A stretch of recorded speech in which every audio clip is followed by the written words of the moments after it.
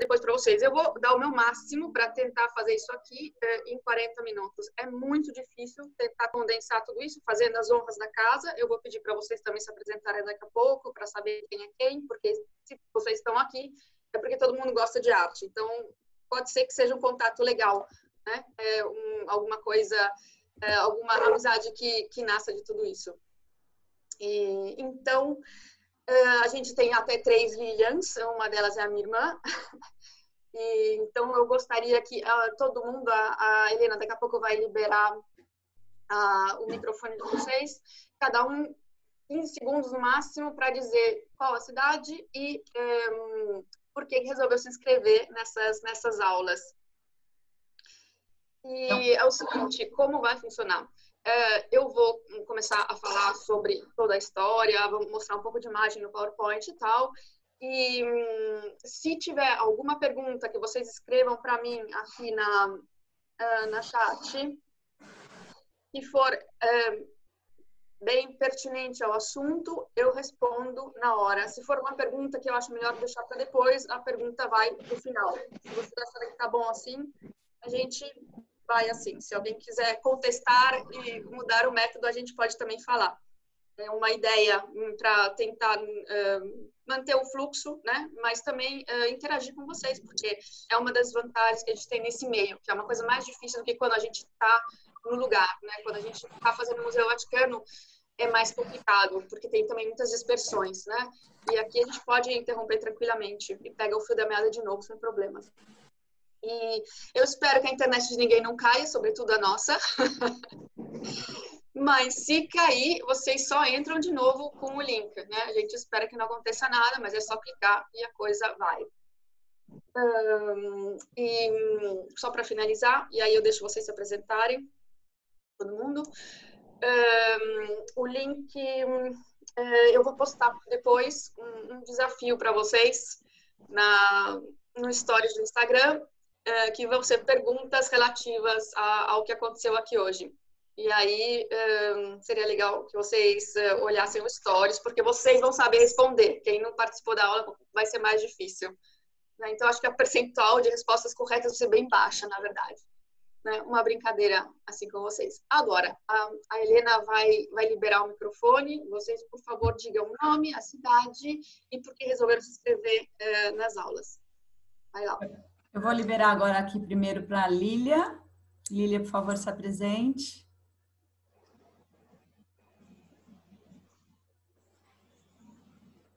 A gente não escuta a Lilian. Vocês estão escutando? Lilinha talvez teu microfone tá barrado lá embaixo. Pronto. Será que agora deu? Deu? Agora sim. Não, é que Maravilha. Então vamos lá, rapidinho. Meu nome é Lilian, sou amiga de São Paulo, sou amiga de infância da Paty. Um prazer enorme poder receber o teu conhecimento gigantesco. A queridíssima Vera, Cecília e Helena. É isso. Bora ter aula. Então, eu tô vendo aqui tem várias Lílias. Tem uma outra Lília que eu liberei aqui, na verdade. Mas tudo bem, é a Lilia. Vamos lá, liberar agora. Vamos ver. Tá. Lilinha? Não tô escutando. Lilinha, tá sem som também. Embaixo à esquerda, o microfone. Ele tá barrado. Talvez se você colocar um fone de ouvido ou colocar o Same as Computer.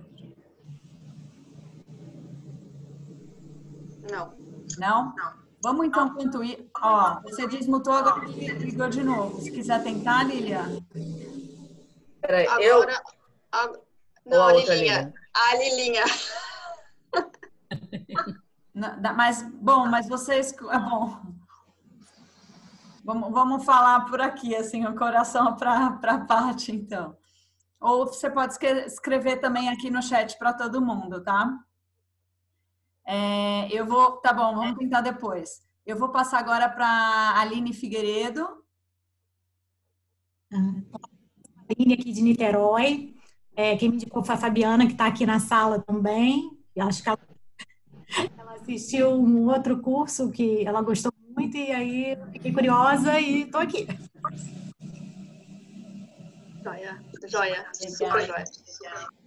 Eu tô aqui como o Beto Pestana, eu não sei quem. Não, é Laís. Marido, Beto.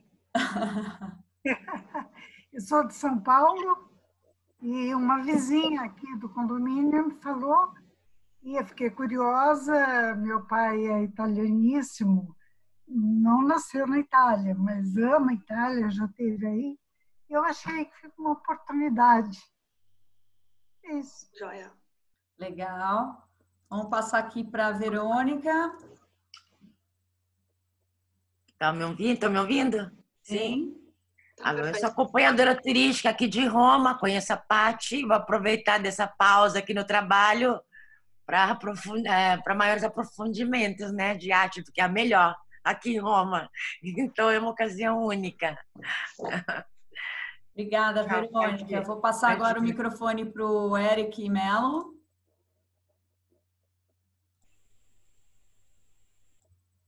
Olá, meu nome é Eric, sou de João Pessoa, aqui da Paraíba. Eu tenho um interesse grande por história, por arte, e quando eu vi no Instagram eu fiquei muito interessado. Eu estou vendo aqui que eu sou a grande minoria, né? Eu estava com a esperança que o Beto Pestana também te acompanhasse, mas a gente... fosse aparecer aí do lado. Agora eu vou passar aqui, Eric, obrigada. Eu vou passar para a Cecília, dona Cecília. Tem uma Nefertiti e um Perseu ali na estante dele à esquerda. Oi? Oi. Tudo bom, dona Cecília? É essa Cecília aqui? Só tem eu? Não, tem... Isso. Então somos nós. Eu e a mamãe estamos vendo. Não é porque eu sou tia da Paty, mas é porque eu vi a aula dela do Coliseu e foi muito boa. Obrigada. Vou passar aqui para a Beatriz Reale.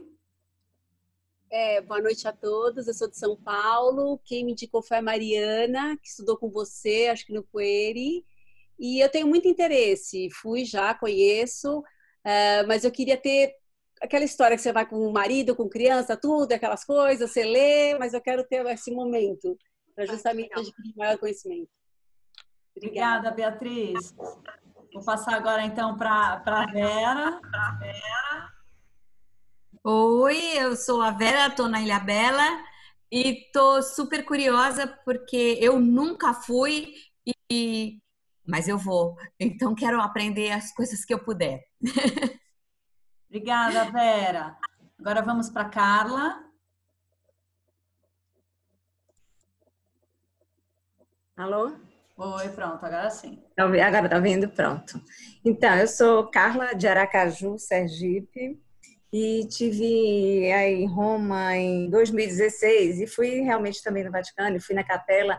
Então, quando eu cheguei lá, fiquei com aquela impressão que disseram: poxa, que maravilha que tanta gente tem acesso a essa beleza. Não se impressione com tanta gente aqui.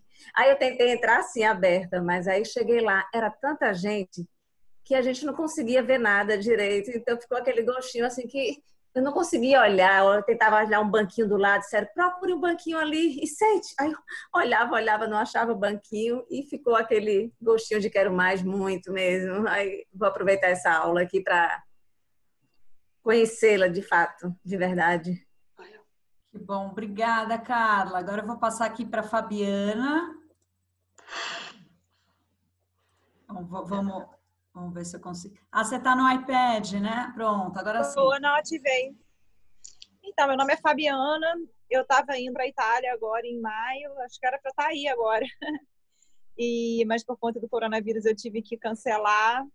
Aí entrei em contato com a Patrícia, que ela ia fazer alguns passeios e me levar, eu e meu marido. E aí ela veio essa aula, assisti, gostei. Falei, bem, já que eu não fui, pelo menos vou assistir algumas aulas aí sobre. Que bom, que bom. É isso. Mas você vem ano que vem, tá tudo agendado já. Se Deus quiser. Deixa eu passar agora o microfone para a Fátima. Como vai, Fátima? Deixa eu tirar aqui. Pronto. Não estamos escutando. Puxa, que pena.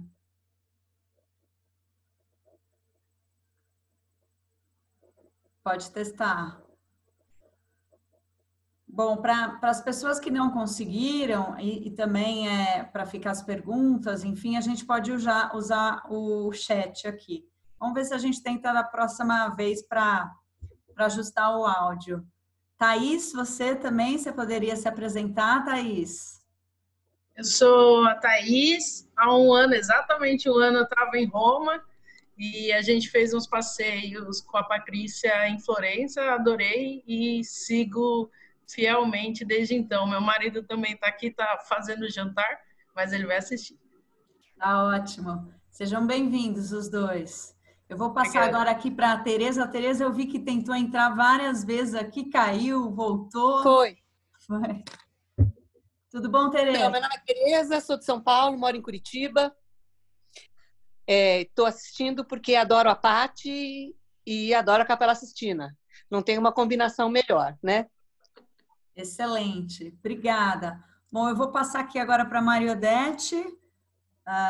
Vou liberar também, se você quiser, Mariodete, o seu vídeo, mas se não, você pode deixar mutado, ou se não quiser falar, também não tem problema, não quiser se apresentar. Ok, eu sou Mariodete, de Curitiba, e quero conhecer mais sobre a Capela Sistina. Estou com um probleminha no meu vídeo, por isso que eu não estou aparecendo, mas na próxima eu vou aparecer, tá? Obrigada. Nada, sem problema nenhum. Agora eu não sei o nome aqui de quem apareceu, é um DKAT9, não sei quem é. Paty, alguma ideia? Não. Oi. Não, eu não sou esse nome, mas é que eu também chamo Lilian. Então é amiga da Lilinha. Amiga da Lilinha, a Lilian. Poderia ficar um pouco diferente para não confundir vocês também. Mas não, meu nome é Lilian também. Estou aqui a convite da Lilian também, da Lilian. Já tive em 2012 com outros interesses nas cidades que são maravilhosas e quero um motivo, além dos que eu já tenho, para voltar agora com o olhar da arte, né? Eu não tinha tanto interesse, então fiquei curiosa quando ouvi o tema. Muito obrigada. Bom, só para finalizar aqui, a minha mãe aqui também, Maria Carmen, se quiser se apresentar, mãe, para todo mundo. Oi, tudo bem? Eu sou Maria Carmen Caiúva Alduro, mãe da Helena. Tenho muito orgulho dessa minha caçula, porque são 3, e tenho certeza que essa será uma reportagem espetacular, com muitos conhecimentos, não só sobre a Capela Sistina, mas sobre a emoção que vocês sentiram quando estiveram por lá pela primeira ou segunda vez também, tá? Um beijo. Então, gente, agora chega de apresentações. Patrícia, é com você, tá? Joia. Então, vamos começar. Vou começar mostrando aqui para vocês. Vocês viram que eu preparei um PDF com um pequeno resumo da obra. A gente começa falando, mais ou menos, a coisa principal é o edifício. Eu vou sobrevoar sobre o edifício, porque a gente tem muita coisa para falar dos afrescos do Michelangelo, né? E aí a gente pode falar mais disso num outro momento, né? Do edifício. O edifício foi feito, por curiosidade, em 1475, que é um ano que eu gosto de falar. Eu não gosto de falar datas, mas é um ano importante porque é o ano de nascimento do Michelangelo. Então, esse edifício vai ser construído e aquele homem genial vai nascer no mesmo ano, né? E o aspecto devia ter sido mais ou menos uma coisa assim. É um aspecto bem austero, né? Um edifício praticamente ainda bem medieval, né? E a gente tem até alguns outros ângulos aqui para entender. A Capela Sistina só vai ter 2 restauros, né? E a gente vê alguns... tá vendo essas diagonais, esse triângulo em diagonal aqui que contém o edifício? Aqui vocês veem a flechinha? é um edifício delicado, é um edifício que está lá, que sofreu com um dos terremotos, né? Teve uma parede que foi destacada, que foi repintada em 1571, né? do período dos toscanos, mas é um edifício muito, muito delicado que a gente espera que fique lá por um bom tempo ainda, né? A Capela Sistina, ela então vai ser afrescada pela primeira vez, vão ser as paredes dela afrescadas, né? Então a gente tem que imaginar uma Capela Sistina sem o Michelangelo, que era um edifício assim, né? O teto é descrito como um céu azul estrelado com estrelas douradas, é isso que chegou até a gente, né? Essa, na verdade, eu escrevi aí para vocês, é uma gravura, não é nada demais, não é um desenho da época, né? Mas a gente tem que imaginar uma capela assim, bem, obviamente, mais sem graça do que ela é hoje, né? E os primeiros afrescos que a gente vai ter na Capela Sistina são essas coisas fantásticas aqui, nessa altura, são os famosos toscanos. E isso é uma coisa que, querendo, a gente faz à parte, porque realmente é todo um programa enorme falar dos toscanos que pintaram aí. Vai ter um assassinato no Duomo de Florença, para vocês imaginarem o tamanho da coisa. É uma encrenca muito grande falar desses afrescos aqui, né? Mas o que eles são, esses afrescos? A gente, olhando a Capela Sistina do jeito que a gente está vendo agora, à esquerda a gente tem uma série de cenas da vida de Moisés, e à direita a gente tem uma série de cenas da vida de Cristo, né? Então, o Papa, naquele momento, que era o Papa Sisto IV, fez a Capela Sistina, que tem as proporções do famoso Templo de Salomão, que foi destruído pelos romanos no ano de 66 depois de Cristo. Você tem, imagina que o Papa manda construir, ele quer ligar a vida dele, a presença dele a um edifício que existiu no 9º século antes de Cristo em Jerusalém, né? Com afrescos de Moisés de um lado e de Cristo do outro, né? O Papa está falando, eu, né, sou a herança oficial de toda essa história, né? É um Papa que ele está se dando uma importância muito grande, né? Então, isso tudo por isso que eu falo que isso aí é uma encrenca já à parte, né? E como vocês podem ver, a gente está olhando para o altar.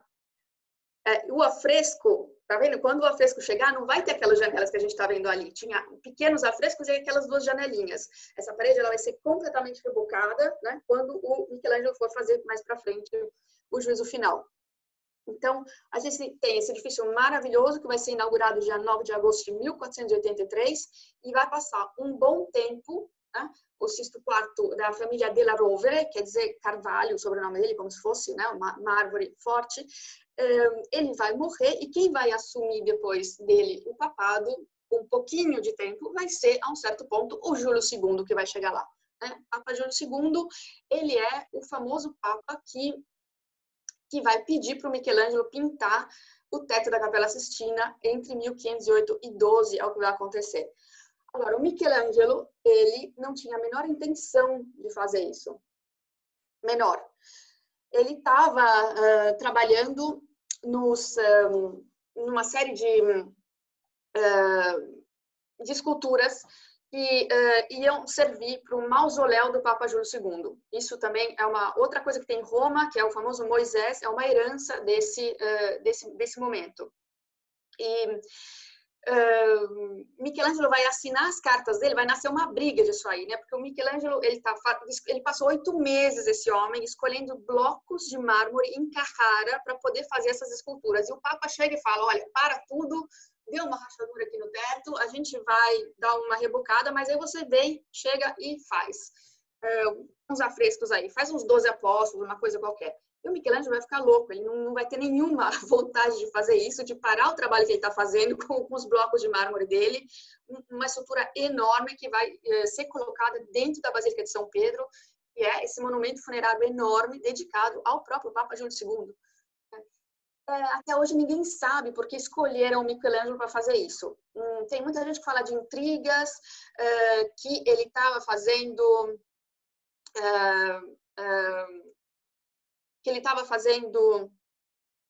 esse monumento.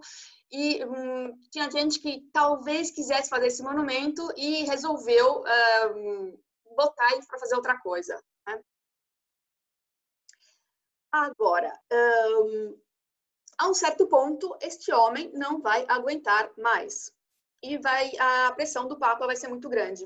E ele vai ceder ao Papa e vai iniciar esses afrescos. Então, a primeira coisa que o Papa queria eram esses 12 apóstolos, né? 12 apóstolos, já o Michelangelo já estava com péssimo humor e falou, não vai dar, não vai dar. 12 apóstolos vai ficar uma coisa muito pobre. Essa capela principal do Papa, ela não pode ter uma iconografia, né? Um projeto iconográfico, um projeto de imagens que seja assim tão pobre.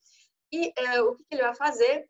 O Papa vai convencer, né, o Papa a falar com os teólogos, porque a ideia da Gênesis no teto não é do Michelangelo, né? São os teólogos que trabalhavam com o Papa que vão desenvolver esse tema. Então, o Papa Júlio II volta para o Michelangelo e fala, olha, desenvolveram esse tema aqui, né? Então, o que é que está pintado no teto da Capela Sistina? A gente tem cenas da Gênesis, que são representadas no retângulo central, que seria esse aqui. Espero que vocês vejam bem aqui. Helena, dá para ver bem o cursor do computador aqui? Né? Então, aqui no centro vai ter a Gênesis, que são as cenas principais dos afrescos. E depois, decorando ao redor da Gênesis, nós vamos ter sibilas e profetas. Quem eram as sibilas e os profetas na antiguidade? Os profetas a gente conhece, porque estão no Antigo Testamento, então a gente tem alguma intimidade com os profetas, certo? O problema é um pouquinho maior com as sibilas. Sibilas ou pitonisa, se diz em português, né? Eram na antiguidade, na religião pagã, as sacerdotisas que previam o futuro. E todos esses profetas e essas pitonisas que previram o futuro, nesse caso, eles previram a vinda do Messias. Por isso que eles estão representados lá, né?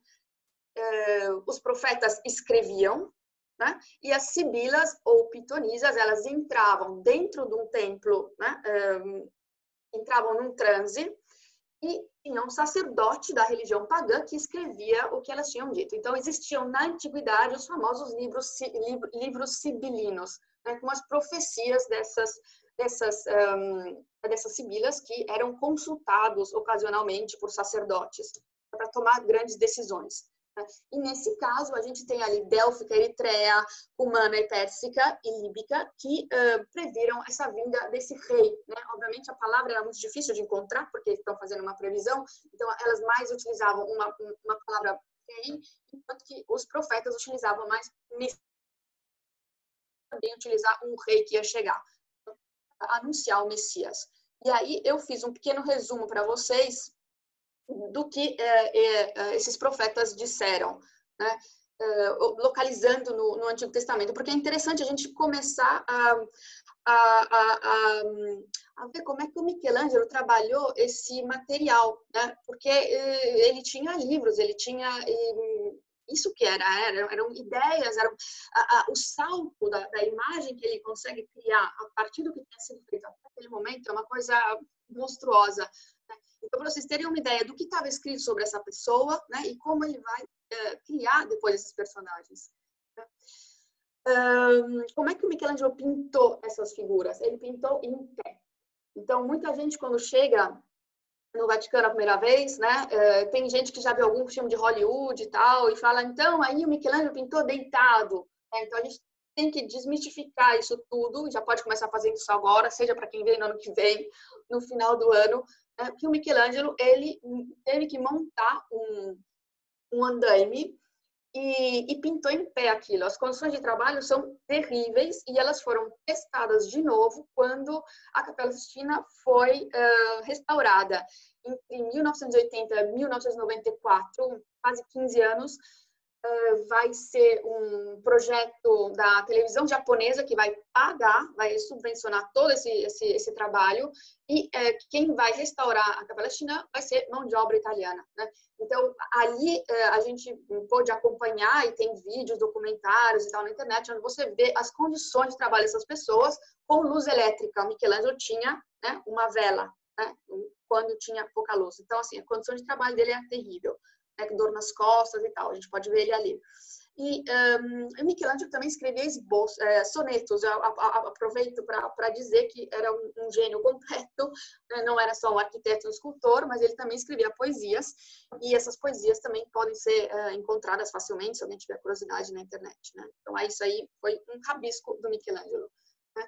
Agora, eu falei outro dia no Stories, não sei se alguém viu, estava contando um pouquinho sobre a influência de algumas peças que foram encontradas no período que o Michelangelo começou a trabalhar na Capela Sistina, e que são também o núcleo da coleção dos museus vaticanos. Então, essas peças, essas que vocês estão vendo agora, né, elas são fundamentais, não só porque são duas coisas importantes, né? O Museu Vaticano vai nascer como um núcleo, como um ambiente de exposições, obviamente para a nobreza, somente no primeiro momento, né?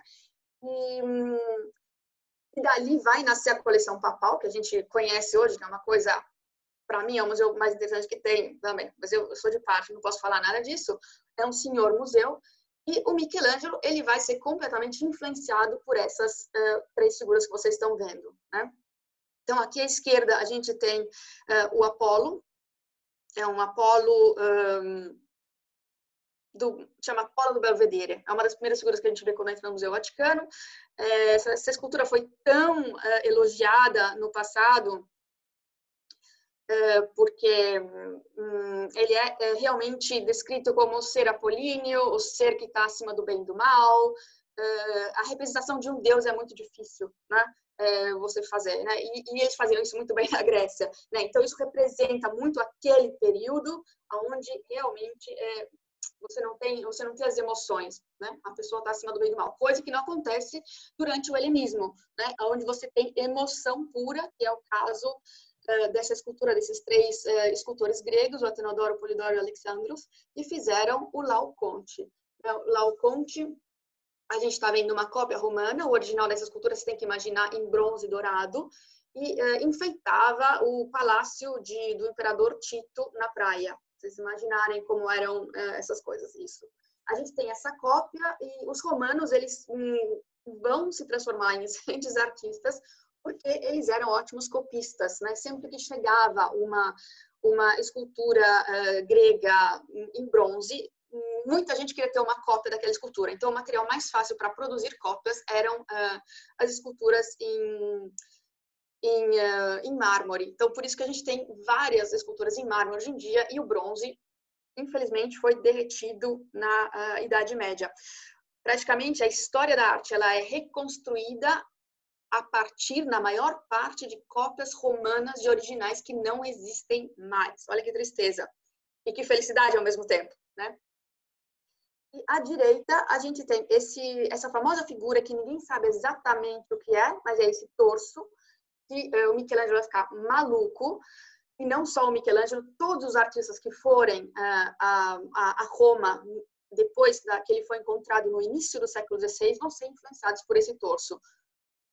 Chegando perto, a foto, não sei o quanto consiga exprimir, é uma coisa impressionante a força que tem nesse torso, que ela está ali para explodir.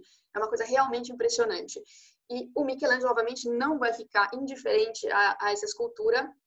Ele vai adorar todas essas torções que vocês estão vendo, né? E vai deitar e rolar em cima disso quando ele for fazer a Capela Sistina.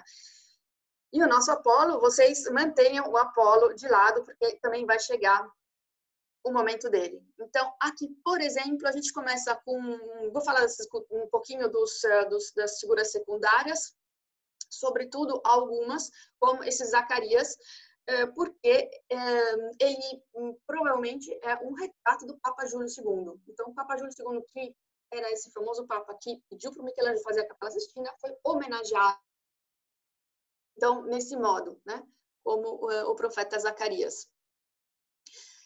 Vocês estão começando a ver as cores agora, como elas estão maravilhosamente brilhantes e bonitas. Isso tudo é graças a esse restauro. Você tem que imaginar que até 1980, isso é antes de ontem, esses afrescos eles eram escuros de foligem dessas velas que estavam ali, que eram ligadas há 500 anos, e o ar. Então, assim, elas estavam realmente muito sujas, né? Quando essa mão de obra italiana, os restauradores começam a tirar só o que era a sujeira, né?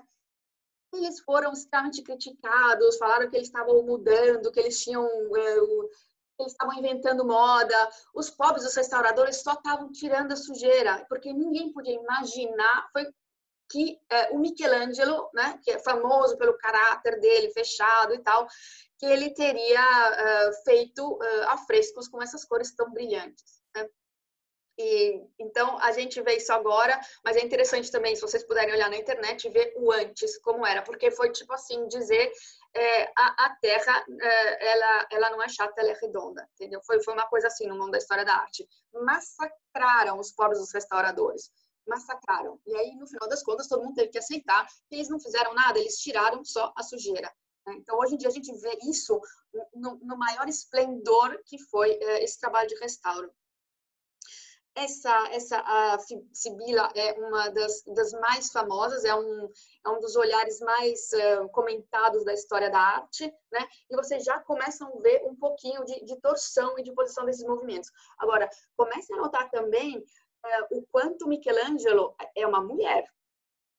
Olha como é poderoso esse corpo, né? O Michelangelo ele nunca vai desenhar uma mulher que seja delicada. Ele não é, né? Ele não é um Canova, ele não é é um outro momento e uma outra coisa que ele quer exprimir, né? Michelangelo, e isso é uma outra questão também, né? Ele vem de Florença, ele vem da corte de Lourenço de Médici, ele cresceu no seio do Renascimento e é isso que vai explodir no teto da Capela Sistina.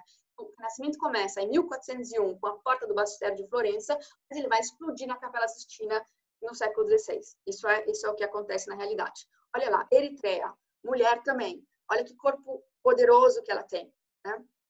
E olha a quantidade de cores que são utilizadas. É muito difícil realizar os afrescos. Eu acho interessante até gastar 3 minutos explicando o que são afrescos. Eu não sei se vocês têm ideia de quanto seja difícil realizar um afresco. Você tem que imaginar, esse homem está praticamente a 20 metros de altura. E o que ele fez ali? Todo mundo já reformou casa, eu tenho certeza. Né? Então, você reboca, já viu o pedreiro rebocando a parede. Então, quando o pedreiro reboca a parede ela está molhada. Né? E mais ou menos é isso que acontece para você fazer um afresco. O pintor ele tem que preparar essa parede e quando ela estiver úmida, ele tem que pintar com uma cor, com uma tinta à base de água. Pode ser como se fosse uma guache. Né? Isto é, ele pinta a fresco, quando o reboque está molhado. Quando o reboque seca, nesse processo de secar o reboque, cria-se uma espécie de que eles dizem em italiano que é uma película, cria-se uma camada, que é uma reação química entre o reboque e a guache, ou a tinta à base de água, né? E essa reação química chama-se carbonatação e ela cria um filme, praticamente, que é uma pequena camada que pode ser destacada da parede. Os restauradores conseguem fazer isso, né? E colocadas em museu, por exemplo, né? Ou simplesmente restauradas, porque é uma coisa à parte, né? Então é bom a gente saber disso. Agora, por que eu falei isso? Porque, gente, quando a gente reboca uma parede, a parede seca. Ela não demora muito para secar, né? Então, é um processo que o tempo de execução do artista tem que ser extraordinariamente rápido, porque senão aquele negócio seca e o que ele vai fazer? Ele vai pintar a seco e não a fresco. E se ele pinta a seco, aquilo não dura muito. É o único problema, né? Então, isso tudo foi pintado a fresco pelo Michelangelo, né? E existem os mapas da área que o Michelangelo preparou a parede, realizou uma parte do afresco para depois, no dia seguinte, fazer uma outra e ir aos poucos. Então, obviamente, ele tem que manter a paleta de cores. É um trabalho realmente, do ponto de vista técnico, muito difícil. Tanto que, no início, o trabalho dele não deu certo. Porque ele vinha de Florença, então ele estava acostumado a fazer uma mistura diferente, né, para realizar o reboque. E foram artistas toscanos que falaram, olha, não dá para fazer assim, tem que fazer assim, assim, assim, assado. Então foram artistas florentinos que estavam trabalhando naquele momento em Roma e deram a dica para o Michelangelo de como fazer a mistura para que aquilo desse certo. Né? Porque senão vinha um pasticcio, não era uma coisa fácil. Então deu errado no começo e depois o Michelangelo foi, né? Mas no começo não foi fácil. Mas profetas, a gente vê aqui o Isaías, aqui a gente vê um Ezequiel, aqui, olha a Cumana, olha o que é isso, né? Falando de potência, né? Pérsica. O Daniel, ele tem uma coisa fantástica para a gente ver a quantidade de cores que o Michelangelo conseguiu fazer aqui, olha, esse verde, né? O verde, o amarelo, o vermelho desse manto, são, assim, coisas realmente... é muito difícil de você dar esse degradê com a gouache no afresco, né?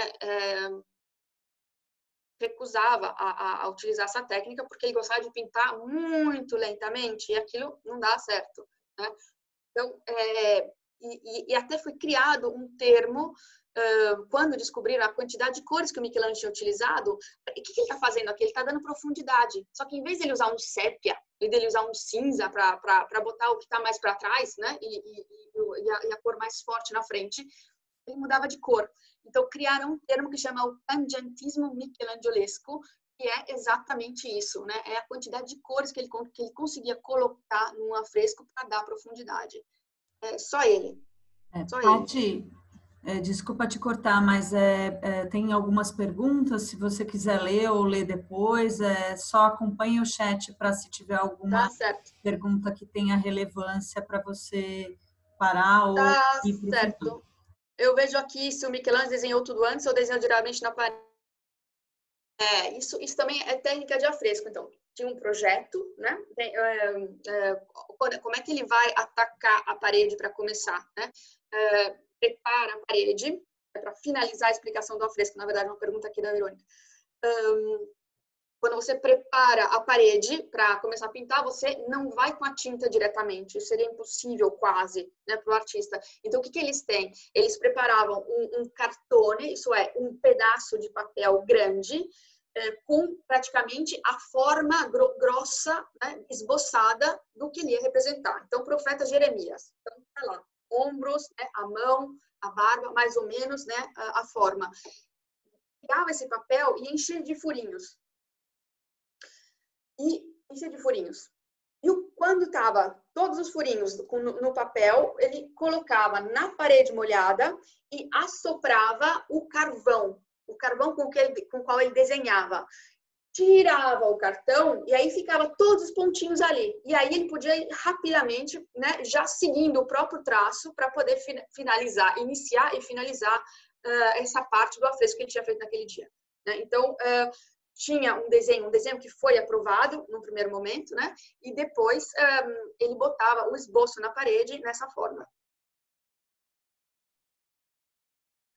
Bom, essa Sibila é uma loucura, e esse desenho aqui à direita, ele vale a viagem a Nova York, porque tá lá, no meu caso. É mais durável o afresco do que as pinturas em tela a óleo?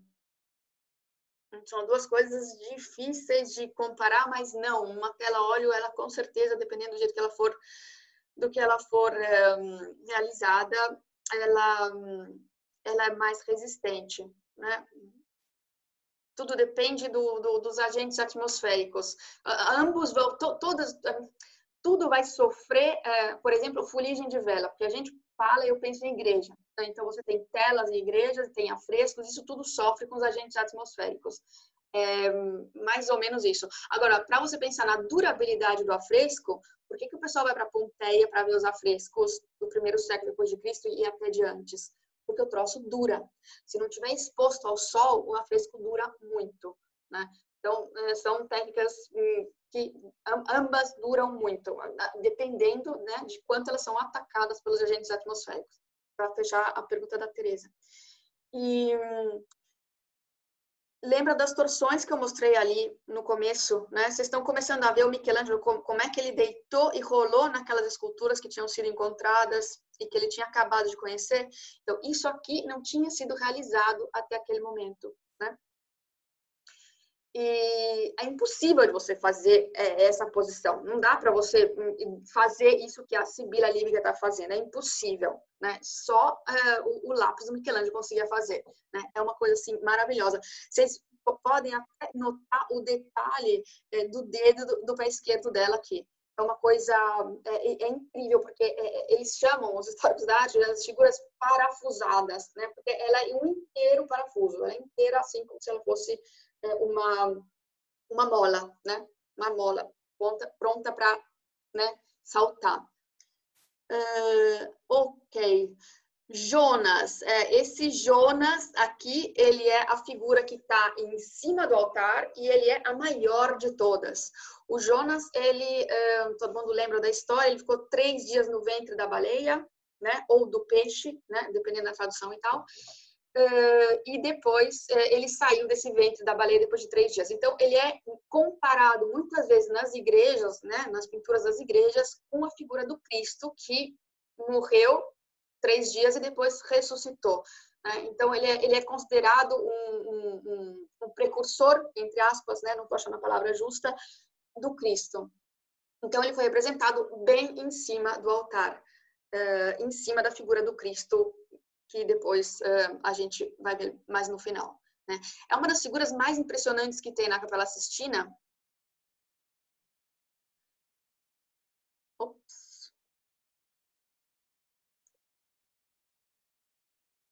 Queria só voltar aqui para trás para mostrar a posição dele, porque realmente é uma coisa que vale a pena. Tem um monte de janela do zoom.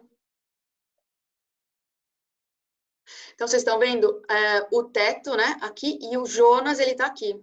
É a maior figura que fica exatamente na mesma haste do Cristo, que está aqui bem no centro, né? Agora, vamos voltar para frente. Tem aqui todo um mapinha que eu fiz para vocês, que depois vocês olham com calma. Se tiver alguma dúvida, me escreve.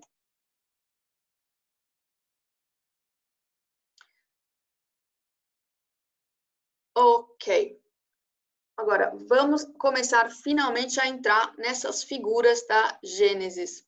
Agora, vocês estão notando que o Papa tinha pedido 12 figuras para o Michelangelo, ele tinha pedido os 12 apóstolos.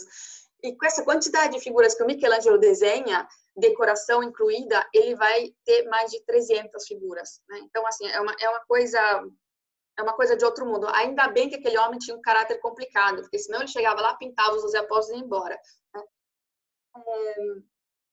Primeira cena que a gente tem é essa famosa separação da luz das trevas, né? Então, a gente vê aqui claramente, né, à direita, uma parte muito mais iluminada do que o que está à esquerda.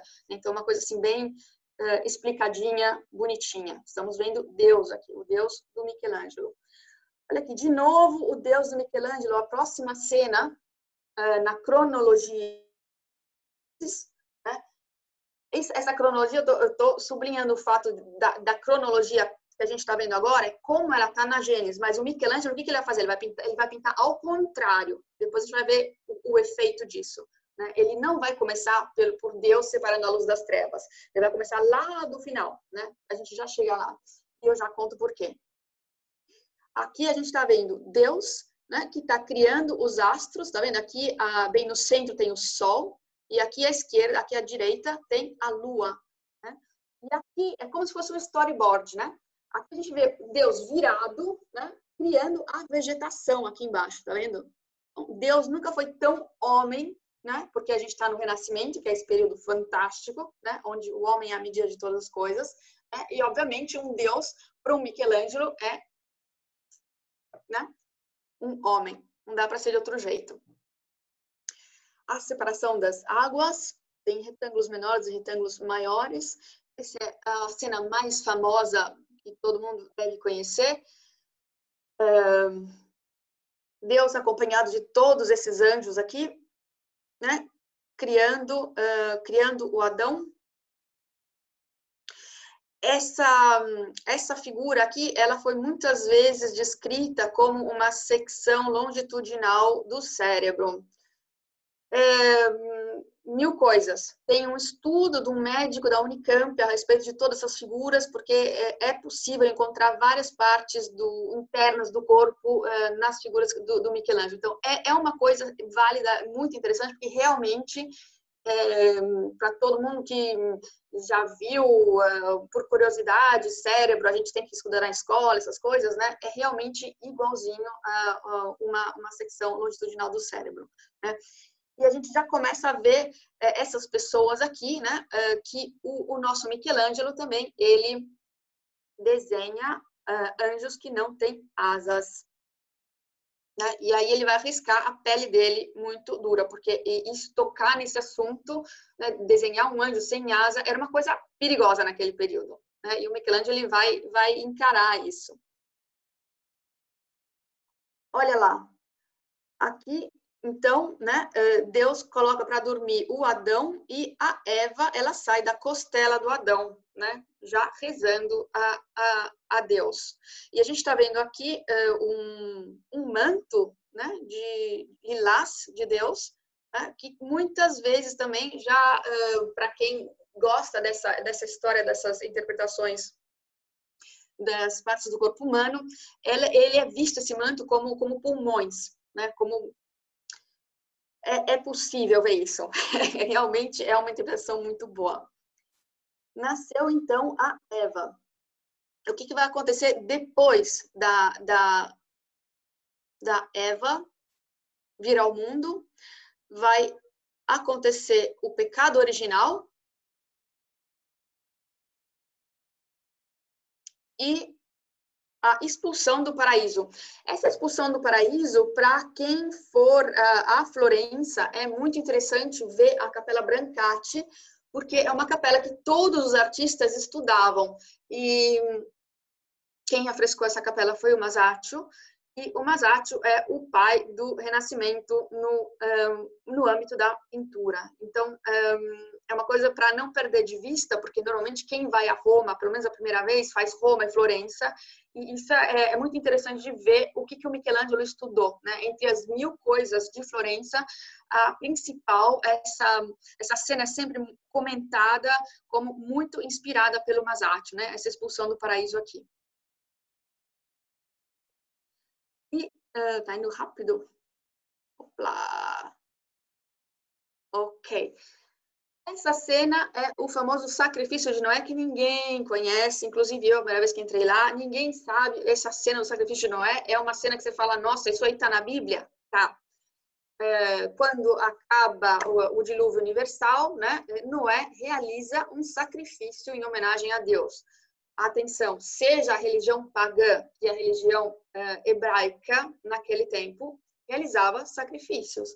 Pegavam animais, né, não só incensos e ervas, pegavam, dependendo de quanto grande tinha que ser o sacrifício, pegavam esses animais, matavam os animais, tiravam os interiores, a parte mais nobre dos animais, que normalmente a gente fala de coração, pulmão e fígado, e colocava em cima de um altar, vocês estão vendo aqui o altar, né?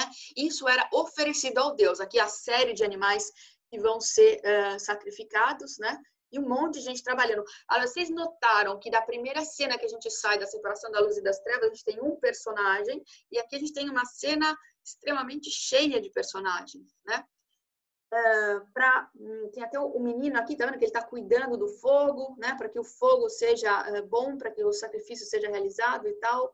Né? Assim, esse aqui está trazendo a lenha, né? Os outros animaizinhos que vão ser sacrificados. Assim, uma cena já muito cheia. E se a gente for para frente, Dilúvio universal. Isso é, essa cena a 20 metros de altura, você quase não consegue ver o que está lá em cima. E foi o que aconteceu com Michelangelo.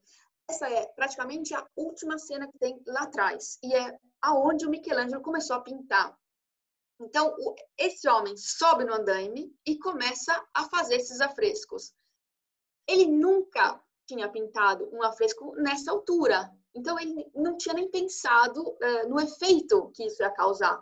Ele só vai se dar conta do que está acontecendo do ponto de vista técnico, né, da apreciação do trabalho dele, quando ele descer do andaime e colocar o andaime mais para frente para fazer o próximo trecho. Quando ele faz isso, ele olha, não dá para ver muita coisa dos detalhes, né? Então, o que ele vai começar a fazer? Aumentar as figuras e enxugar essas cenas. Não vai mais ter 35 personagens em uma cena, porque realmente ficava muito difícil de ver. O trabalho perdia demais, né? Porque ele não ia ser apreciado como ele estava pintando, com a coisa aqui no nariz dele, né? Então, Fabiana, leva binóculo, né? É uma coisa importante. Porque não só aqui, vai usar em vários lugares, mas aqui, para você realmente poder ver as cenas, é uma coisa fundamental. Né? E aqui a gente tem uma outra cena, que é o Noé bêbado. Noé bêbado é uma outra coisa que a gente fala, isso tá na Bíblia? Tá, gente, isso tá na Bíblia. Eu botei aí o trecho para vocês verem. Olha, o Noé aqui atrás, ele cultiva o vinhedo. Aí ele faz o vinho, tá vendo aqui? Bota na jarra, bebe esse vinho, fica bêbado e os filhos dele se envergonham e vão cobrir esse filho. Né? Agora, vamos recapitular. Essa é a última cena, né? Indo da criação, da separação da luz das trevas até aqui. Agora, o que está acontecendo aqui? A gente está vendo que essa história está contando e esse homem foi criado por Deus. Deus que criou todas as coisas. E ele é um pecador. Se esse homem é um pecador, ele precisa ser absolvido. Por quem, senão? A igreja, pelo Papa. Então, essa série de afrescos, esse programa iconográfico, essa escolha de imagens, está afirmando o poder da igreja na vida do homem. Certo? Então, nunca vai ter uma história sem uma ideia que a igreja quer passar para as pessoas, certo? Tem sempre uma afirmação forte que a igreja está fazendo para os fiéis, né? E essa é a capela do Papa. Michelangelo vai pintar, então, tudo isso entre 1508 e 1512. A gente vai finalizar agora com os penachos. Penachos é um termo em italiano. Eu não sei realmente se existe alguma coisa comparável, mas são os ângulos praticamente. São os ângulos da Capela Sistina. É por isso que elas têm essa forma. Aqui a gente vê Judite e Holofernes, que é apócrifo e é Antigo Testamento. É uma história que vocês vão ver muito, vão ver em Caravaggio, vão ver Artemisia Gentileschi. É uma história interessante da Bíblia, porque é uma viúva que mata o general inimigo que está ameaçando o povo judeu, né? E foge com a cabeça dele. Ela consegue decapitar esse general e ela salva o povo judeu. Então, é interessante porque, normalmente, os heróis são homens, né? É muito raro você ter uma mulher forte na história, sobretudo se você vai lá atrás, né? E essa cena, então, está pintada lá, está frescada lá. Aí aqui está o menino que mata o gigante, né? O Davi e o Golias. Isso é uma outra história complicadíssima da punição de um homem lá atrás. O que é interessante nessa cena que eu queria mostrar para vocês, vocês estão notando esse quadrado aqui, mais qualquer outra coisa? É um quadrado bem escuro, né? Agora, a Fabiana, quando levar o ano que vem o binóculo para ver as coisas, ela vai notar vários retângulos espalhados, porque os restauradores, eles deixam partes de como era antes, para que a gente possa saber a diferença entre antes e depois do restauro. E aqui a gente está vendo claramente a cor que estava esse afresco antes do restauro. Praticamente preto, né? E aqui a mesma coisa, tá vendo? Olha a borda aqui, que foi, né, foi toda limpa, branca, e aqui tá praticamente cinza escuro. Né? Então, é uma coisa que vocês podem notar quando estiverem lá. Olha aqui de novo, um outro retângulo, né? E deixaram os restauradores para ver a diferença entre o antes e o depois, né? Mais um episódio do Antigo Testamento, adoração da serpente dourada, aqui as pessoas que estão lá pedindo para ser salvos, né, do veneno da cobra. Agora, vão se passar 23 anos para o Michelangelo voltar para a Capela Sistina. E quem vai chamar o Michelangelo vai ser um Papa Clemente VII, que é um Papa da família Médici, que vai querer o juízo final. Interessante, antes de qualquer coisa, é que essa parede é a parede do altar. O juízo final, gente, ele nunca ficava no altar. Aqui tá, vocês têm que imaginar aqui o padre que vai rezar a missa, né, durante todo o tempo, essa capela privada do Papa. Quem está aqui na frente é só o clero, e na segunda metade da capela, lá atrás, é a nobreza. Né? Então, você tem o creme do creme da sociedade que frequenta, né, os poucos eleitos que podem entrar nessa capela. Né? E, no primeiro momento, ela é assim, né? Depois vão, como eu disse para vocês antes, vão fechar completamente, vão fechar as janelas e tal, e vão fazer o juízo final. O juízo final nunca ficava nessa posição. O juízo final, ele era pintado no que eles chamam de contrafachada, isso é, na parede da entrada da igreja. Por quê? Você vinha à missa, você assistia à missa, e quando você estava indo para casa, você olhava na saída da igreja o juízo final. Isso é, você ouviu bem o que o padre falou? Você vai seguir as indicações, porque se você não seguir as indicações, é isso que vai acontecer para você. Olha, né, você tem a opção, né, de se salvar, né, ou você tem a opção de ir para o inferno. Né? Então, era um lembrete. O juízo final nunca ficava na parede do altar. Então, é muito interessante essa escolha, colocar, enquanto o padre está falando, quando você entra na capela, a coisa mais importante que você vai ver é o juízo final. Belo presente lá, né, do início ao fim. Vão tirar tudo isso. É muito interessante esse desenho que chegou até a gente, do Perugino. Essa capela é dedicada, né, à Assunta, a Virgem Assunta, e esse é o afresco do Perugino, que ficava bem aqui embaixo, tá vendo? Aí aqui a gente tinha a cena do encontro do Moisés, pequenininho, que foi jogado no rio, e aqui a gente tem o batismo do Cristo. Aqui a gente tem papas, né? E um segundo que eu vou pegar o cabo do computador.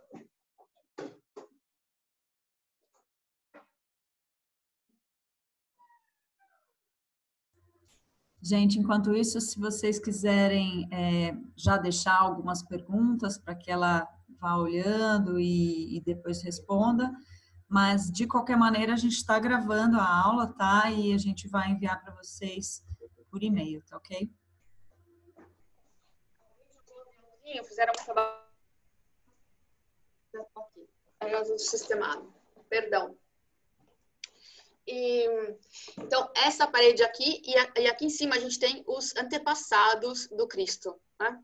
Papas e tal. Agora, o que o Michelangelo vai fazer mais velho, mais tranquilo, quando ele voltar para a Capela Sistina, a pedido do Papa Clemente VII, que vai morrer, e essa comissão vai ser confirmada pelo Papa Paulo III. O Papa Paulo III, da família Farnese, que tinha crescido também na corte de Lourenço de Médici. Então, obviamente, é um Papa que vai manter a mesma linha e vai reforçar, né, o que o Papa Clemente VII tinha pedido. Esse juízo final é uma coisa fora de série. Como vocês podem ver aqui, um Cristo, como a gente vê em qualquer igreja, certo? Quem já entrou numa igreja e não viu um Cristo crucificado? O Cristo nesse estado, esse Apolo, a gente não vê em nenhuma igreja que não for a Capela Sistina. Porque só naquele momento histórico, naquele lugar, que poderia ter sido afrescado, pintado, representado um Cristo que não é um Cristo, mas que é um Apolo. É aquele Apolo que a gente viu lá no início, o ser que está acima do bem e do mal, acima de todas as coisas, é aquela figura que o Michelangelo vai pegar para se inspirar para fazer esse Cristo. E a gente pode notar aos poucos, né, olhando o geral da questão, vocês vão ver que a mãozinha aqui desse Cristo, essa mão levantada, é a mão que vai criar todo o movimento circular, né, que desce ao lado direito, onde tem os danados, que vão para o inferno. E aqui, à esquerda da gente, são os escolhidos, né, as pessoas que são salvas e atingem o reino dos céus. Né? Aí a gente vai ver santos e tal e outras coisas. Mas de base, essa mãozinha aqui, né, desse Cristo Apolo, eu posso falar isso porque é conhecido na história da arte, que realmente é aquela escultura, é a escultura que mais influencia o Michelangelo para ele fazer. Quase, olha, tá vendo? Ele até fez as feridas, não é que ele não fez as feridas, olha lá, as feridas estão lá, mas é um Apolo, né? Não é um Cristo na cruz, não é um Cristo perdedor, entre aspas. Aqui, essa Virgem Maria, que está grudada nesse Cristo, né? Ela é descrita pelos historiadores da arte como amedrontada pelo poder do próprio filho, né? No dia do juízo final. Né? E no alto, a gente começa de cima para baixo, você tem os instrumentos da paixão. Né? Então, você vai ter a cruz, a coroa de espinhos aqui e a coluna... coluna, aonde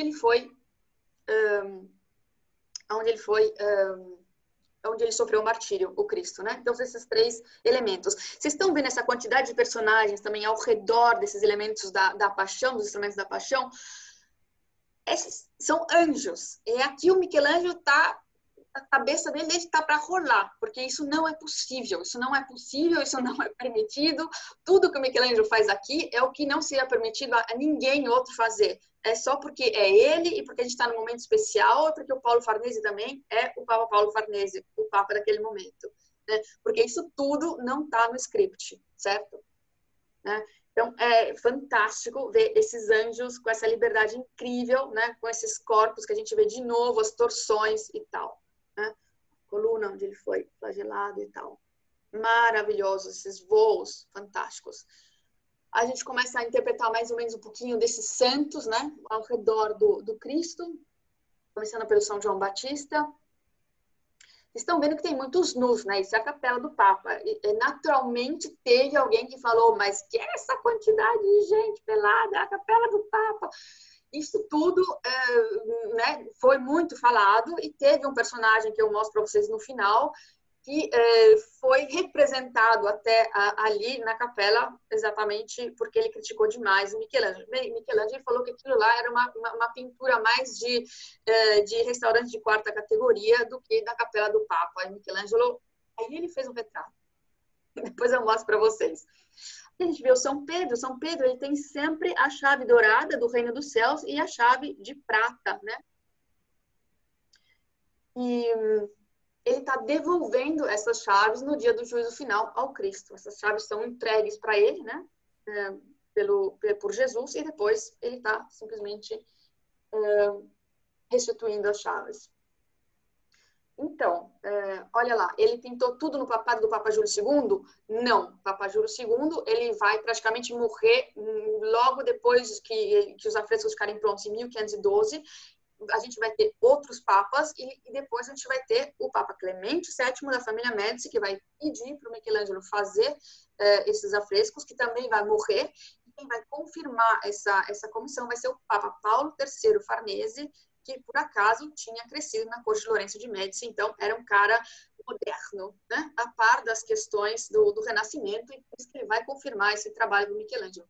E se não, imagina, se entrasse um papa que não tivesse essa mentalidade, a gente talvez não tivesse o juízo final, né? São Lourenço normalmente ele é representado com, isso não é uma escada, não sei, vocês podem imaginar, é uma grelha, né? Uma grelha. O São Lourenço, ele morreu grelhado, dos santos. entre outras coisas, né? Ele foi martirizado. Aqui é interessante o Bartolomeu. O Bartolomeu, ele é um santo, tiraram o couro dele vivo, né? Com uma faca. Então, ele é representado, o santo é sempre representado com o objeto do martírio dele, né? Com o instrumento do martírio dele. E aqui, a gente está vendo a pele dele, né? Ele está segurando a própria pele. E a gente está vendo um autorretrato do Michelangelo, que se representou assim, né? Que se imortalizar desse jeito lá. Interpretações, 1000. Né? Que a igreja tirou o couro dele, porque realmente tiveram 1000 atritos entre ele e a igreja, pagamentos que faltavam, foi muito complicado sempre, né? A vida dele. O fato é que ele quis se representar assim, se imortalizou desse jeito na Capela Sistina. Santa Catarina com a roda, de novo, olha o braço da mulher, né? O peito, o pescoço, né? Então, sempre essas mulheres muito possentes, muito poderosas, né? Que o Michelangelo gosta de representar. São Biagio, ele era um pastor, e esse aqui é um instrumento com o qual ele foi martirizado, e ele utilizava essa espécie de escova com as ovelhinhas, né? E ele foi martirizado com esse instrumento. Aí aqui a gente está vendo uma cena interessante, né? Os danados que estão do lado direito, como eu falei para vocês, o lado direito desce, o lado esquerdo sobe, né? Eles estão aqui sendo jogados pro inferno, e os anjos, tá vendo os anjos aqui? Olha, eles estão batendo nesse povo, porque esse povo não quer descer, né? Eles estão querendo subir. Mas aí tem os anjos que estão lá defendendo, e o céu falando, não, você não foi aceito aqui, né? Você tem que ir para baixo. Olha lá, pancadaria, gente. Né? E essa é uma das figuras mais também representadas, né? O desespero desse homem, que é um danado, que foi condenado, ele não vai para o reino dos céus, né? Ele foi condenado a ir ao inferno, está completamente desesperado com a situação dele, né? É uma das figuras também mais importantes, mais fortes aqui do juízo final. Olha lá, o povo que está no barco do Caronte, né? A gente tem um pouquinho aqui de Dante, um pouquinho tanto de Dante, né? E mitologia. Então, as almas que estão chegando aqui Ops, perdão, eu não quis fazer isso. Ok. Essas almas que estão chegando aqui para descer ao inferno, e essa figura aqui seria um senhor que se chama Biagio da Cesena, que fazia parte da corte do Papa, e foi ele que disse que esses afrescos estariam melhor num restaurante de quinta categoria do que na capela privada do Papa. Então, olha só como ele foi aqui representado com essas orelhas, né? Longas de burro, e aqui essa serpente que está ao redor do corpo dele, né? E está abocanhando o sexo dele. Ele foi representado como um deus, como esse personagem, né? Como Minossi. Então, é o único retrato que Michelangelo faz, a parte o seu, é dessa pessoa que criticou muito esses afrescos. Foi imortalizado. Aí eu deixei aqui para vocês Anjos com Trombetas, é muito, muito, muito bonito, a parte tudo, né? E a história dos anjos que o Michelangelo gosta de representar sem as asas e tal. É muito bonito tudo que está no Apocalipse sobre os anjos. Eu coloquei um pouco de texto para vocês também curtirem, né? Essa parte mais poética, lírica da Bíblia que foi representada, tá vendo? Então, aqui esses anjos, né, com as trombetas. Aqui, tá vendo? Esse anjo aqui da esquerda tá com um livro pequeno e esse aqui tá com um livro grande. O livro pequeno é dos que vão ascender aos céus, né? E o livro grande é o nome, né? A lista dos nomes dos que vão para o inferno, né? Olha lá.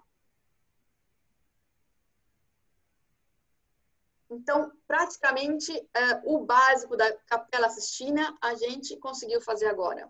Então, isso é o ABC, eu espero que vocês tenham gostado.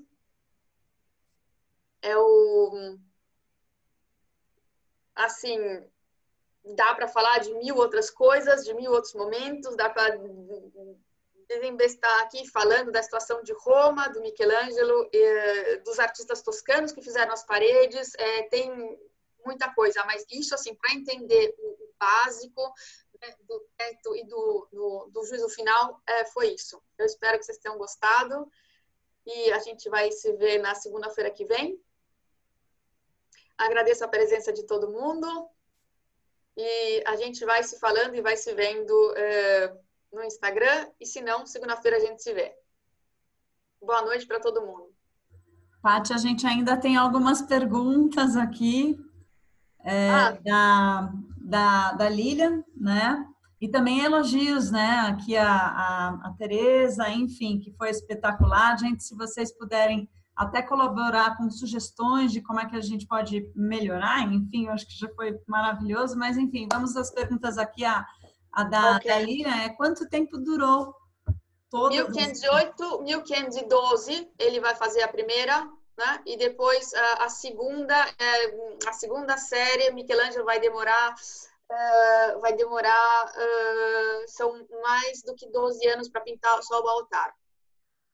Né? Mas a primeira fase, 1508, 1512, só o teto, que são 1.200 metros quadrados de afresco.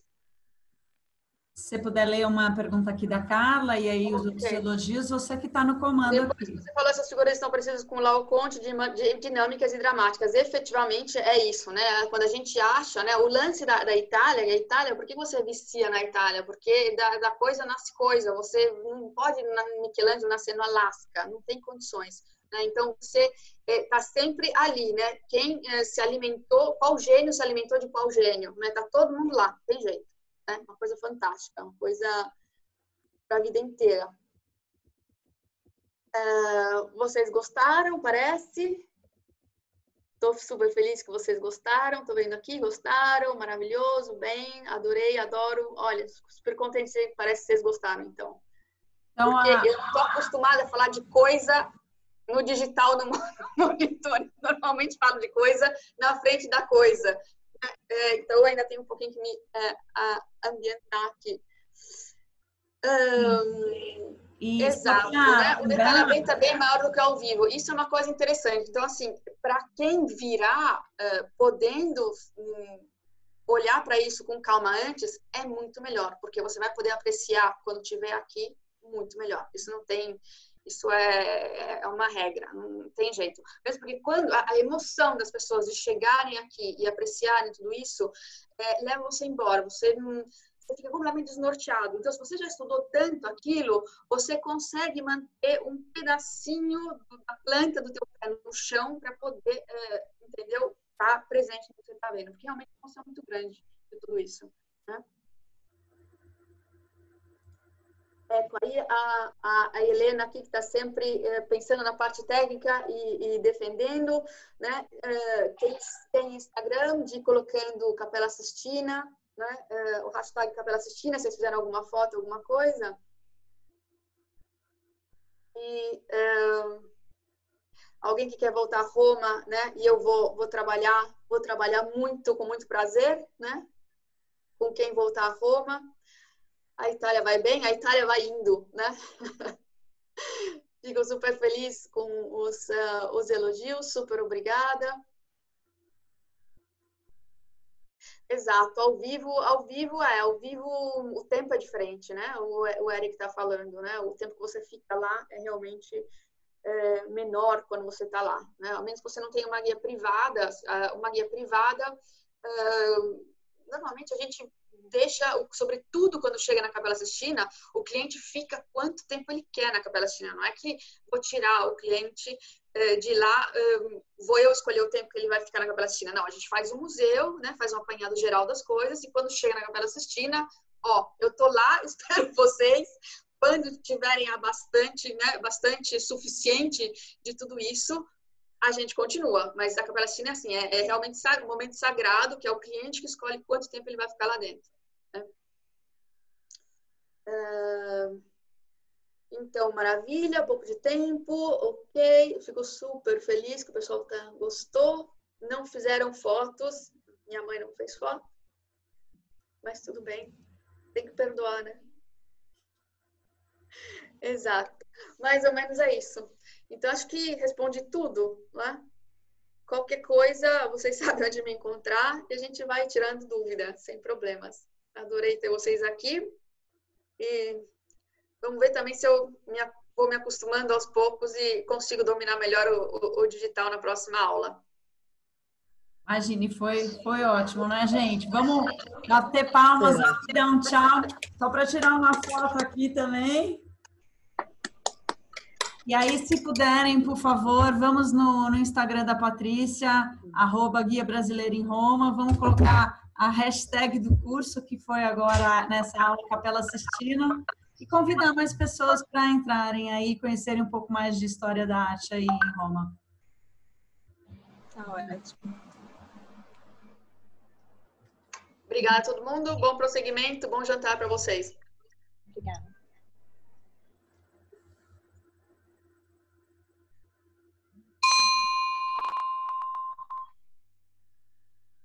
Paty, só fica um pouquinho que eu quero falar com você. Ou se alguém quiser fazer pergunta, eu posso liberar também aqui o microfone.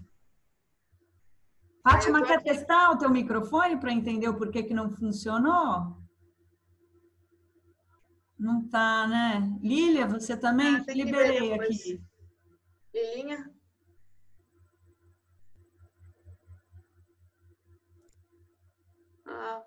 Consegue?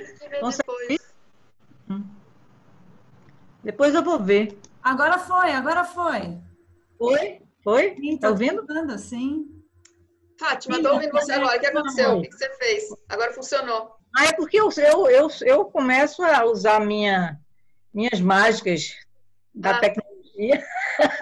Faz uma mágica aí, faz funcionar o teu também. A tecnologia tem um jeitinho que a gente enganar ela. Faz de conta que vai, não vai, enfim. Mas olha, só um comentário, eu acho que ficou muito bom. Ficou muito bom. Eu gostei muito do jogo. Mas é isso mesmo, veja, essa coisa tecnológica, a gente vai ter todo mundo que aprender a usar. Sim. Né? Quer dizer, uma coisa que a gente, por mais que a gente use como espaço de trabalho, né? No dia a dia, mas numa aula e tal, é uma coisa muito difícil. É muito difícil para todo mundo. Então, eu acho que foi muito bom.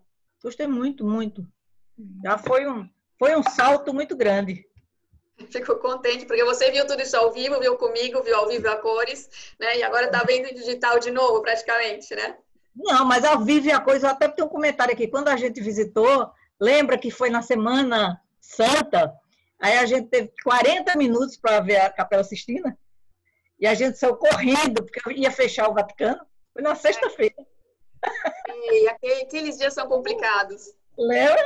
Foi uma loucura aquilo, mas enfim, aí eu acho que é bom, porque a gente recupera nessa discussão toda e aprende, então, como eu espero voltar, então, a gente vai aprendendo essas nuances, que eu acho que é muito complexo, né? Quer dizer, eu acho que a apropriação, a compreensão de todo aquele universo ali não é trivial. Aliás, eu acho que vou fazer um comentário, quer dizer, é um elogio do corpo presente, mas você sabe que eu não sou disso, então eu sou mais, né, pragmática. Mas eu acho que, por exemplo, você, pela bagagem que você tem, você facilita muito. Né? Digamos assim, a quantidade de informações que tem ali. Porque é muita coisa, né? A gente pegou o quê? Uma hora e pouco. Aí, se você olhar, por exemplo, você a discussão que você faz sobre afrescos, tem uma discussão, que aí você entra, porque você tem que explicar o que é. Né? Aí vem a questão da química. A química que é usada, né, ali. Como eu sou química, eu gosto dessa discussão, você sabe disso já. Mas é porque é muita informação. É muita coisa. Isso E que passa batido para a gente. Né? E eu acho que você tem essa capacidade de fazer essa síntese. Isso não é trivial. Isso não é trivial. Né? De você e sair captando e no caso da quantidade de informação que tem ali, do ponto de vista, enfim, história, da própria questão da igreja. Então, você consegue transitar por todo esse universo de uma forma, digamos assim, simples. sem ser simplificado, entendeu? Mas você consegue dar a dimensão de complexidade, mas ao mesmo tempo com a linguagem mais simples, porque não é fácil. Fico contente, porque é muita coisa e aqui precisa realmente exercitar a síntese, né, sem esquecer, né, sem deixar de lado coisas importantes, né, para a gente falar de afresco é uma coisa imediata, tanto que de repente eu pensei, putz, eu não expliquei ainda o que é o afresco, né, para a gente é óbvio, mas a gente sabe, quando a gente falar, é uma coisa que eu faço, né, no meu itinerário, e aqui meio que eu deixei de lado, né, sobrevoei, eu falei, putz, não, no afresco vai explicar, tem que explicar isso, né. Exatamente. Então, vamos indo aos poucos. Porque, mas é isso mesmo. Mas eu tenho outra coisa que eu acho que assim, ficou bom, eu acho, porque você ficou num tom mais natural. Eu já tinha comentado já isso, né? Porque essa coisa eletrônica da imagem, né, dá uma certa distância, eu acho que você conseguiu se colocar de forma mais natural, como a gente fala. Entendeu? E isso é bom, porque, né? Porque quebra, né? Porque a atenção é sua e de todo mundo que está assistindo, né? Porque todo mundo está assistindo, eu não quero perguntar besteira, eu não sei, né? Essa coisa, isso acontece. E às vezes a besteira é tão importante. Às vezes tem umas perguntas que tem que ser feitas, não tem jeito. Exatamente. Numa sala de aula você faz isso. É mais fácil. Mas num espaço desse, você parece estar sendo vigiada. Tem uma câmera, né? Tem aquele pavor da câmera. Tem uma câmera, eu estou gravando. Enfim, essas coisas é verdade. É verdade. Não é assim. Lília, como foi? Será que a tua entrada nova ainda não? Ai, meu Deus. Conseguiu? Se você depois quiser. Sabe o que ela tem?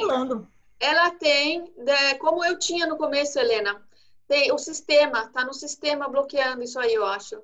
Tem que ir lá nas Você fez um teste do sistema computador? do Windows.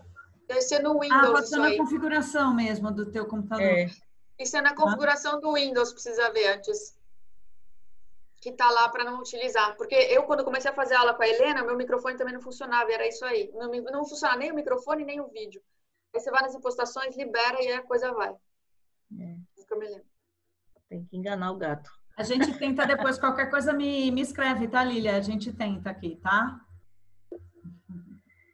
Ok, minha gente. Tá, joia. Mais alguma pergunta de quem sobrou? Laís? Aqui só? Ótimo. Beleza. Tá, joia. Tudo bom, então? Que bom, obrigada. Thaís, que tá aí, ainda nos escuta? Obrigada, Patrícia. Eu que agradeço. Eu que agradeço.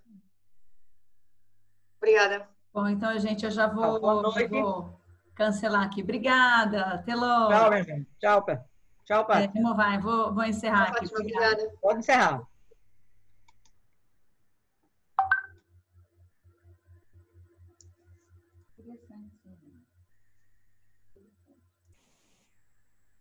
Já tô.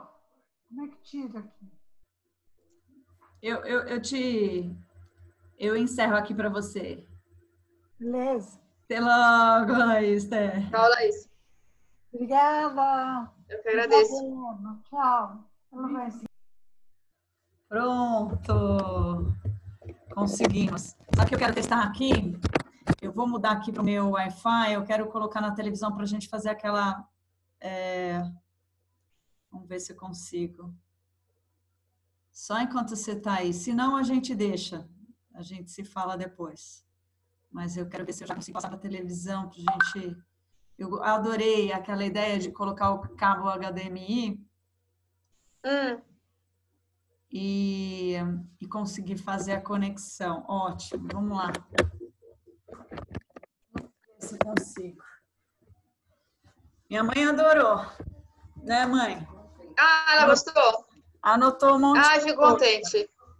Anotou um monte de coisa. Então, eu vou aqui e vou colocar no computador. Estava com medo de fazer isso live. E aí, eu prefiro zica. Cabo. Vamos ver aqui. Por que eu não vejo mais você? Vou desviar rapidinho.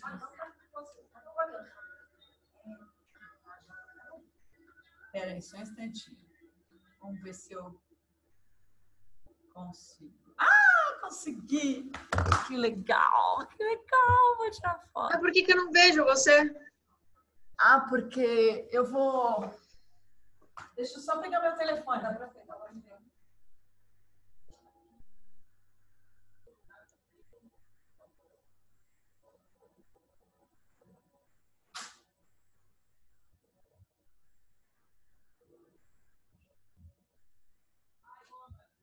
Ah, Uai, por que você tá... Ah, não, tem que ser na Patrícia. Vamos colocar o PIN. E aí, pronto.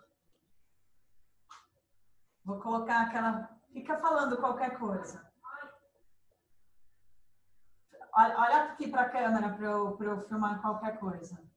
Ó, eu vou estar te fotografando, entendeu? Vai. Entendi.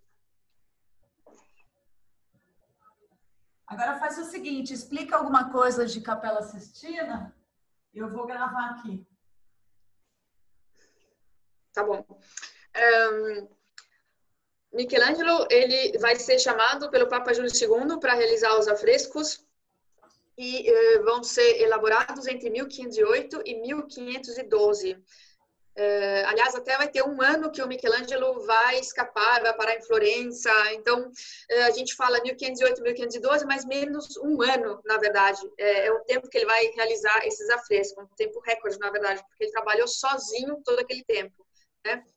No início ele tinha alguns ajudantes, mas ele não gostou do resultado, mandou todo mundo embora. Então, assim, tudo que tem lá é da mão do gênio Michelangelo Buonarroti. Michelangelo vai começar a pintar a Capela Sistina em ordem cronológica ao contrário da Gênesis. Então, a Gênesis, os episódios, os 9 episódios, eles começam com a separação da luz e das trevas. Tá bom. Mas agora, compartilha o negócio. Ah, peraí, só deixa eu tirar uma foto aqui.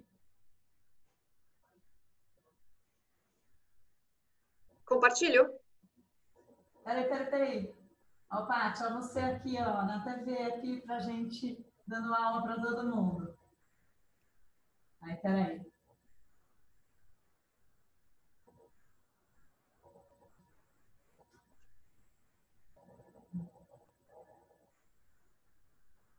Aqui não está aparecendo você, mas tudo bem.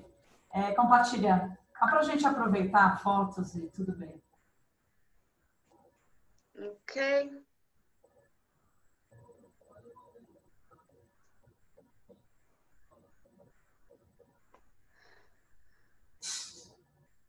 Nossa, suas janelas aqui não tem espaço para manusear o PowerPoint e depois a janela. Aquela cena da criação de Adão, né? Da criação do Adão, aquela famosa. Isso.